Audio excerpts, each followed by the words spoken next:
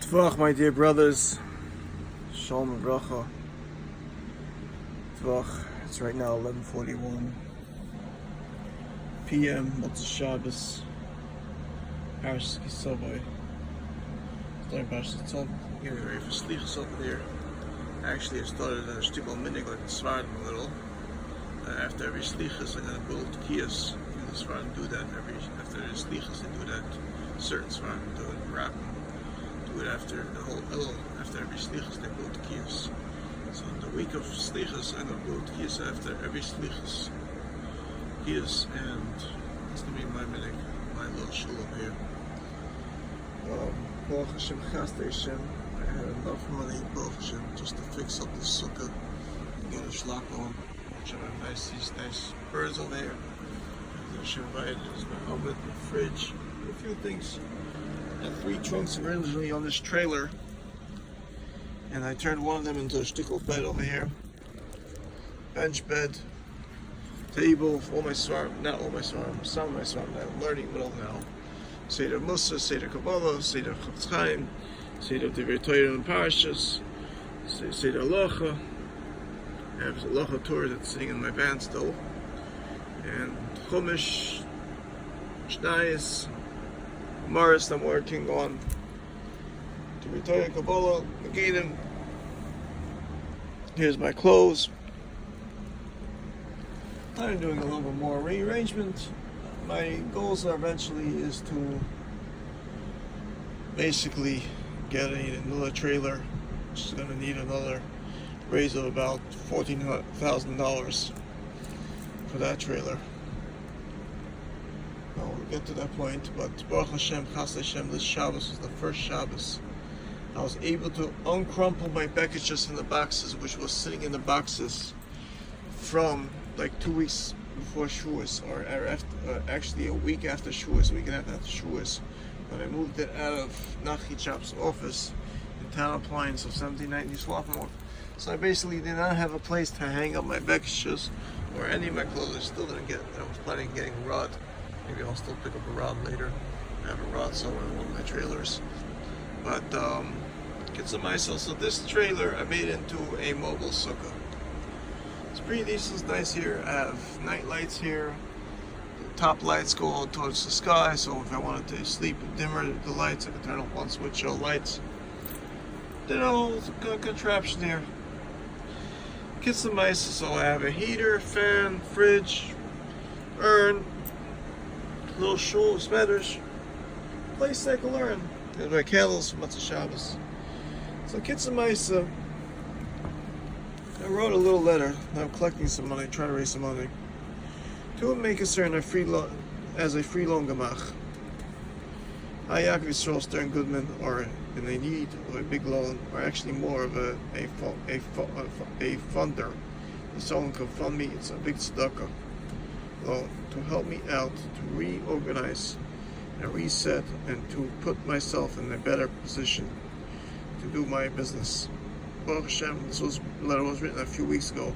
This was 8:28. Now we're holding by around almost 9:18.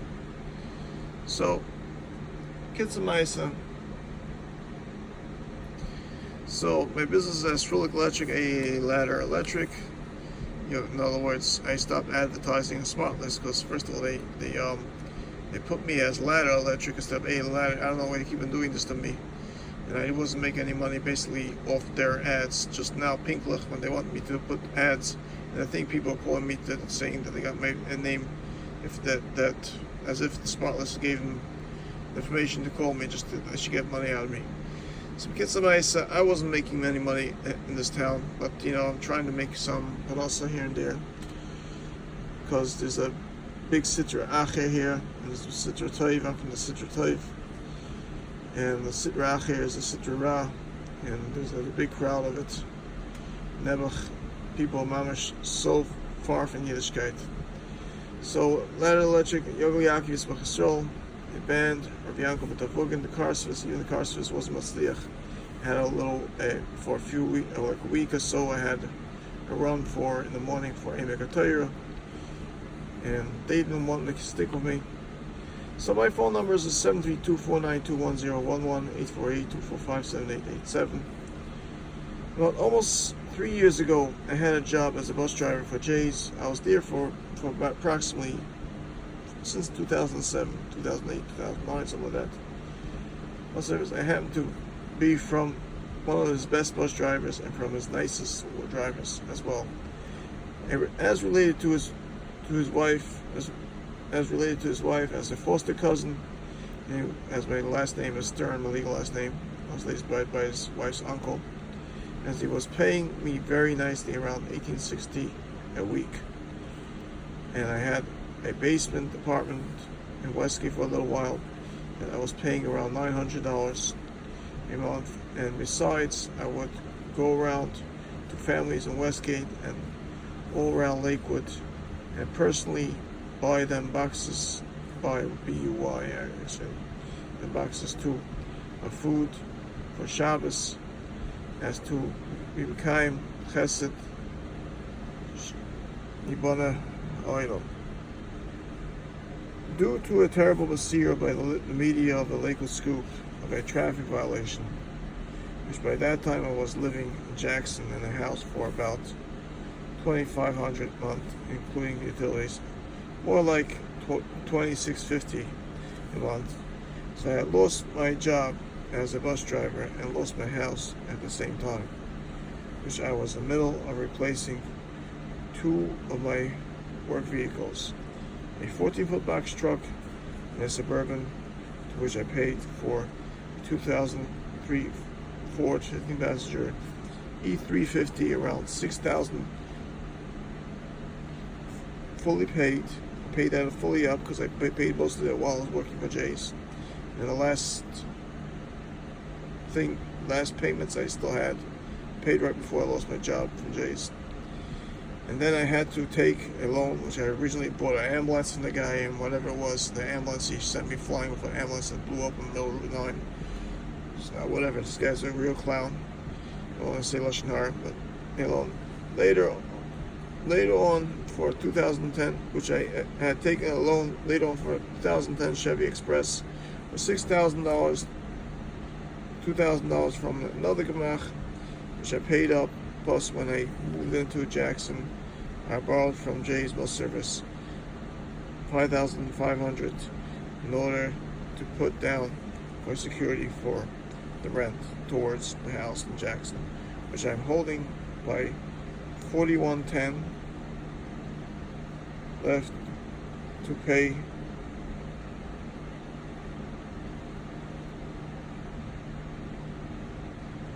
Actually, I'm holding a little bit less than $4,110 because by now I did another run, so I'm holding by $40.60, something like that. Plus, I used a mechanic to work on upgrading my two vans. Almost $6,000 of work. I have a little less than $800 still left to pay. Now, I also lived in the Beit Shemesh in Israel for around 19 months, and I still owe $2,000 left to paying the landlord in Beit Shemesh. I forgot to add that I still owe for the Lakewood Directory about also $23.50 or $24.50, which I didn't get to pay up. And of all the advertisements I made, the Sidra Ach, I made sure I shouldn't get any phone calls for my jobs. And around $300 left to pay for my landlord in Beit Vegan, Yerushalayim, Israel as well. As I came back from Israel, I had a friend, Nachi Chap, who gave me a place to stay in the office and a part-time job to work for Birdsboro Kosher Farms. And at that time, I was pretty much full-time until I took a full-time job at Jay's Bus Service. Nachi Chap was paying me $250 a run to Birdsboro, which was twice a week, sometimes only once a week, or really 3 times a week. Plus, every now and then, $100 bonus, every so-and-so. Plus, he treated me like a bee. I mean, he was actually mainly nice to me. He's a very good friend of mine. But, he has his issues as a boss, and he likes his thing. I mean, some people, I give example. I'm middle of loading a pallet onto the truck in Britsboro, and I get on the phone on the WhatsApp saying, I like this, Yaakov. I pay you so much money and you ignore me. And meanwhile, I'm just walking, balancing a 50 case pallet as Harley Leipzig, getting onto the truck, and boy, I get it on, I load it myself, and I make sure to get everything, do everything, and then he doesn't cop that I'm loading the truck, and meanwhile he's thinking that I'm ignoring him, I'm just ignoring him, I'm doing him ignore that he's paying me so much, this and that. I mean, whatever. There's certain people have certain issues, but besides that, he let people in my office. I mean, people were in my office playing around with my music equipment and destroying it. Bonus, but many stings, but many stings, treating me like a bee with many stings, as the people in Talent Appliance did also. All the people there, they had people coming into my office and doing things to my equipment and who knows what. As the many stings was that every time I left the office, since he's best friends with my ex-brother-in-law, which is the Pels and the Ungers and the things like that, was the Sixth Dracher, Talent Appliances workers and Ungers and people from the Lakewood Scoop, which is the Dracher, mess around with my things and do nuss in my office and mess around with my keyboard until they actually broke one of my keyboards, which I bought brand new for around $2,500, which was a PSR S900, which at that time when I bought it brand new was around $2,500. While I was doing a bus run for Yeshiva Messiah Service, and especially how dirty the workers from Talent Appliance treated me, because they also are part of, they're the shells of the Sitra Acher, basically. They're the dirty part of it. So Dafka, they can't stand a Yid because a Yid has a uniqueness of being a person that doesn't have a dirty mind. I had a miserable time there, especially they made me park my vehicles where there is no cameras, so I should not catch the workers from Talent Appliance stealing from my vehicles. Besides for this, at the past 22 years since my divorce, and before even these are showing or Moitzi Laz and Mekana, everything I ever did or had. So now this past Wednesday was the Wednesday before the 28th. I was finally basically shoved out from Talent Appliance building by them putting my last things out of the office, and as they ripped out the carpet from the office. I guess he wanted it for someone else, whatever it is. Okay. But he didn't put me in an apartment. According to Allah, he has to put me into an apartment, and didn't do what he was supposed to.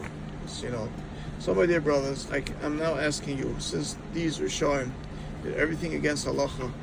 I mean, they were supposed l'chatchila find me an apartment and pay for it, and pay for me to move out, because I am a yasim, ani, talmid chacham, lived a broken-hearted life, and plus a divorce. So you know exactly what these people expected and pay back to their Rebbeinu Shalom. But I'm just asking for now is $15,000, but basically now already I need more than that. This $15,000 is only going to pay for the trailer. I need for a new keyboard and upgrade my equipment and things like that. So we're talking about at least $20,000 to $30,000 around there. Around 5 years pay up, and I would like to ask 7 of my close friends to sign to back me up. Now, as a raven, but Maisa, this is not a case of a raven. This is more of a tzedakah. This is more of someone, of friends that could basically decide, we need to help this person out. This is the way I'm living. But everybody's in a tough situation because of this judgment of what was done to me and support. So I can buy another keyboard and trailer to get myself a little more organized. As now I am staying with my friend of mine, 5th and Princeton, living condition in the garage, but everything, every time I do a service call, I have to empty out half of my 12x7 trailer in order to get what I need. And every night and morning I have to take my stuff in and out of the garage, as you see what type of Rishon these there are out there. Now, Ma'aseh Baruch Hashem, I thank Hashem that I don't have to go back and forth in the garage. I keep everything in the sukkah now, and there's still some stuff in my 12x7 trailer that I need to put somewhere else, and I still need more stuff from the 53-foot trailer to continue working. So I signed it. This is the thing. So I'm basically asking for someone really out there to look to make a big help. So I already got one person to give me a donation once, very nicely. I'm not gonna say exactly how much he gave me, but from what he gave me, I was able to put out a little, like $600 down to a trailer, which is looks like it's gonna be around total of $13,885.85, which is now $1,302.85 left to pay. Now, think of it as a week before Rosh Hashanah. I have a very interesting story that I heard while I was in Beit Shemesh from Rav Zisha and Rav Meilach. Rav Zisha and Rav Meilach once went to a town, and in that town there was a story of this shikar, but it wasn't really a shikar. It was a person who was a broken-hearted person, and he was a Baal Gola. All he had was a horse, and he would drink his vodka and give everybody a ride to place to place. And that was his panasa. Also, one day, he hits a big bump, a bar or something, and his horse dies. And he's sitting there and crying, oh, my fed, it's gestorben. And it died. And this rich man, he's bound to go with his, passing by there, he's going with his 30,000 ruble, to buy an esrig, most expensive esrig. He's always marketed to buy the biggest esrig, most expensive esrig out there. Most expensive esrig out there to buy for every year of Rosh Hashanah.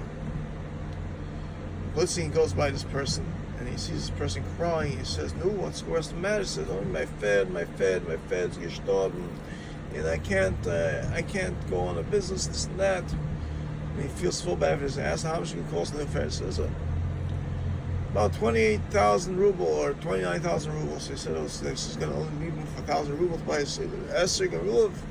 So you know what? I'll do this mitzvah. I won't get the most expensive esrig and lulav this year. He came in for a very cheap lulav. He spent the rest of the sukkahs. And Kitzur Ma'aseh, he goes into shul, and he's very biased, hiding in a corner, because usually he has this big fat esrig. He shows everybody off. Sukkahs. Meanwhile, Rav Zisha and Rav William Melch come in the shul. They were guests in the town there that year. Rav Zisha tells Rav William, he says, "Ich schmecke up the size, es gibt a Reich von Gan Eden." It's a earthly smell out there of the smell of Gan Eden, of heaven. It's coming from somewhere. And he says, "Where's it coming from?" So he goes right to the corner where this person is sitting, and says, "That's coming from that person." All of a sudden, this person sees that the position of Melch is coming to him. He feels so embarrassed. He doesn't have the fancy esrig, and he's getting all nervous. They can come to him. He's going to look at his esrig. So he says, he can just smell the esrig. He said, "This esrig smells in Gan Eden." So what would Big Mitzvah say? Did you do? So this person told him the story, and he says, "You know something? You made the Gzar Din for Klal Yisrael. They should have a good year this year, and the world should have a schus.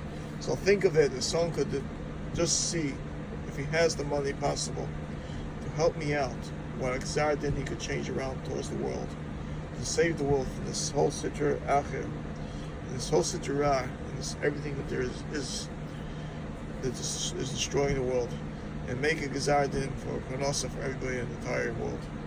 And if he's planning on spending on an esrig, on a trip to Eretz Yisrael, to Sukkot, or Yom Kippur, with his family, and instead decide to stay here and save someone like me in this situation, and put away that money for it.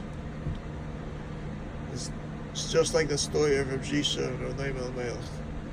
and he could make a Gazardin change much better than traveling to Eretz Yisrael and Yom Kippur and Sukkot with his family, and taking that money instead and help me out if it's possible. Thank you very much. I wish you all Ksif Sim Tov Good Ben Shor. I'm going to continue here Lav Malkovich Lo Yaakov Lochem, and going to start Slichus here soon. So Zayis Good Ben Shor, Ksif Sim Tov Good Ben Shor. Kol Tov. Bye bye.